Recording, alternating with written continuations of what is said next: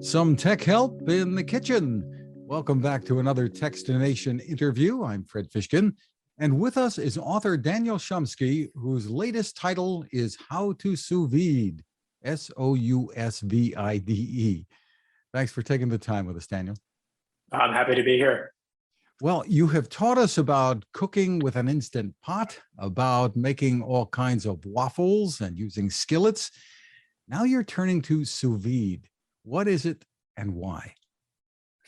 Right, so let's cover the what is it first. So picture a pot full of water, and then you have a device called a sous vide circulator that goes in the water. And what that does is it regulates the temperature of the water very precisely.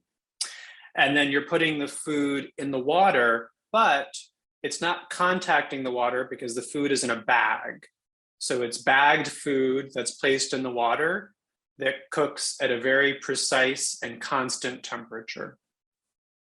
Now, this is different from the old frozen vegetables we used to get in a bag and to throw it in the pot. Precisely. It's different from boil in a bag because it's cooking quite a bit below boiling. So if boiling is 212, then let's talk about cooking something at 140 degrees, for example. And the other thing you're getting is that gentle, precise temperature for, let's say, an hour or two. What do people need to do this? So you don't need a lot of equipment. You do need one thing, which is the sous vide circulator.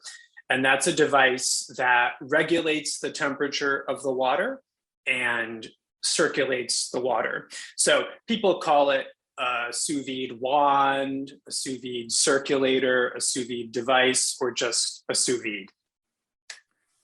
And there are some new sous vide devices on the market. Some are connected, some aren't. I guess they don't have to be, but tell us what your thoughts are about the equipment that's out there today. Well, I would say it's not something you need to spend a lot of money on, and the extra bells and whistles can be nice if you want them, but they're not necessary. So as you alluded to, there are some that work over Bluetooth, there are some that work over Wi-Fi, but you can control them with an app on your phone, for example, but it's really up to you because at the end of the day, all you need to do is tap a button on the device and it's ready to go. So if that's all you want, then that's great. If you want to do a little bit more and, mess with it on your phone, that's fine too, but it's up to you.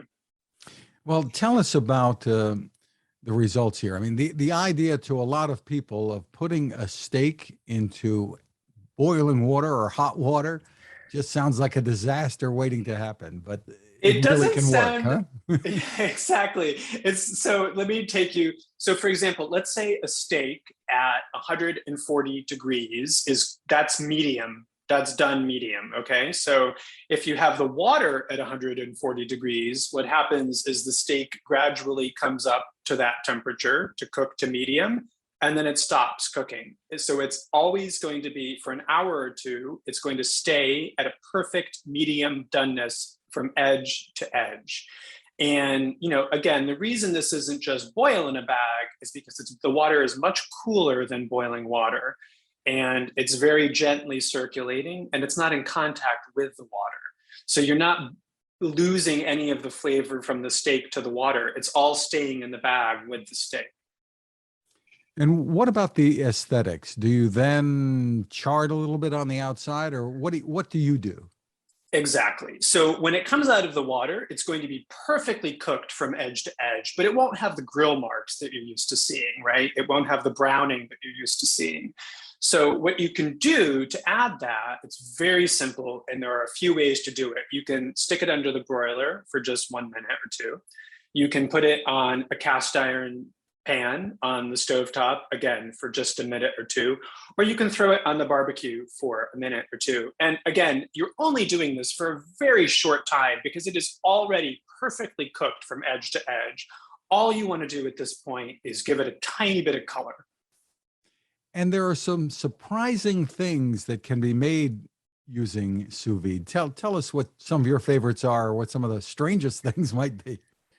For sure. Well, I think when people think of sous vide cooking, they typically think of meat, and that's because it is such a great way to cook steaks or pork chops or things like this. However, in How to Sous Vide, I talk about the other things you can do. So you can do eggs sous vide right in their shell, which is pretty cool.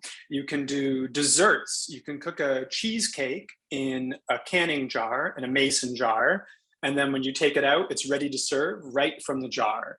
You can make creme brulee, again, in a mason jar in the sous vide cooking. Really, really sounds strange. I guess is one way to put it, to be putting things in a bag, or you're saying a jar will work too, because it's the temperature that's the critical thing here. But I thought with a jar, there is air in there. Does that not matter? Well, there's a little bit of air at the top, and then the air is forced out as it comes up to temperature. So you have a seal on, but it's not an airtight seal. So it does allow the air to come out of the jar as you cook. And it is a little bit strange at first. It is, especially at first. And if you don't understand it or you have questions about it, that's one of the reasons I wrote How to Sous Vide, because sous vide devices they're everywhere now. And you can go to the corner coffee shop and get something that's been cooked sous vide. But I wanted to tell people how this technique is really something they can do at home too, and get restaurant quality results. And that's why I wrote How to Sous Vide. And professional chefs have known about this technique for a long time, right? For sure. This is something that's been used in restaurant kitchens now going back almost 2 decades. And so, if you ask yourself, like, well, you say to yourself, I've never had something cooked sous vide. I mean, honestly, the truth is you probably have, you just didn't know it. Do you need a vacuum sealer for the plastic bags that you're going to cook in, or are there certain plastic bags you should cook in and others you should not? You can use a vacuum sealer, and I do talk about that in How to Sous Vide. But the truth is, to get started, you can just use the zip top bags that you get from the supermarket, and I talk in the book about how to use those. And it's pretty straightforward. There's not much to it. If you later want to get a vacuum sealer, which you can also use for other things, I talk about that in the book too. I guess it's safe to say that this is easier to do than to pronounce or spell. Right. There's really not much to it. And, I know that the sous vide technique sounds a little strange, and the word and the pronunciation may also not be familiar at first, but I wrote the book so that people could become more familiar and more comfortable with it. You had a big Instant Pot book. What do you tell people about if they're getting ready to prepare dinner? Which route should they take here? I guess maybe it depends what they're cooking. Yeah, I think it does depend on what they're cooking. I mean, all the recipes in both books are really tailored to the strengths of the machine in question, right? So if you liked How to Sous Vide and if you liked How to Instant Pot and you like cooking in the Instant Pot and you want to try something else, I think How to Sous Vide could be a fun thing to try. But you can't do waffles there, I bet. You can't do waffles, that's right. But that's true. That's true. The book again is How to Sous Vide. Daniel Shumski, thanks for taking the time with us. That was my pleasure. Now this. It takes a lot of listening to build a better radio, and that's just what the folks at C. Crane have done. Bob Crane and his crew, nestled among the rivers and tallest trees in the world in Fortuna, California, have made a habit of listening to their customers. And that's just what they've done in building the CC Skywave SSB, the Swiss Army knife of portable radios.